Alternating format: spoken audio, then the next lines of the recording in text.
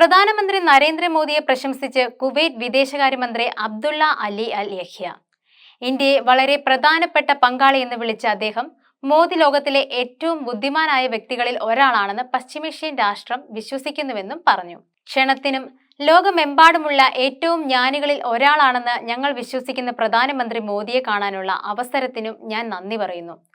പ്രധാനമന്ത്രി ഇന്ത്യയെ മികച്ച നിലവാരത്തിലെത്തിക്കുമെന്ന് എനിക്ക് ഉറപ്പുണ്ട്. അദ്ദേഹം അത് തുടരും. ഇന്ത്യ വളരെ പ്രധാനപ്പെട്ട ഒരു പങ്കാളിയാണ്. ഞങ്ങളുടെ ബന്ധത്തിൽ ഞങ്ങൾ വിശ്വസിക്കുന്നു. അബ്ദുള്ള അലി അൽ ലഹ്യയുടെ വാക്കുകളാണിത്. ഇന്ത്യൻ വിദേശകാര്യമന്ത്രി എസ് ജയശങ്കറുമായുള്ള പ്രതിനിധിതല യോഗത്തിൽ പങ്കെടുക്കുന്നതിനിടെയാണ് കുവൈറ്റ് വിദേശകാര്യമന്ത്രിയുടെ വാക്കുകൾ എത്തിയത്. ഇരു രാജ്യങ്ങളും തമ്മിലുള്ള ബന്ധം കൂടുതൽ ശക്തിപ്പെടുത്തുന്നതിന് ലക്ഷ്യമിട്ടുള്ള ഔദ്യോഗിക സന്ദർശനത്തിനായി അബ്ദുള്ള അലി അൽ ലഹ്യ ചൊവ്വാഴ്ച രാത്രിയാണ് ഇന്ത്യയിലെത്തിയത്.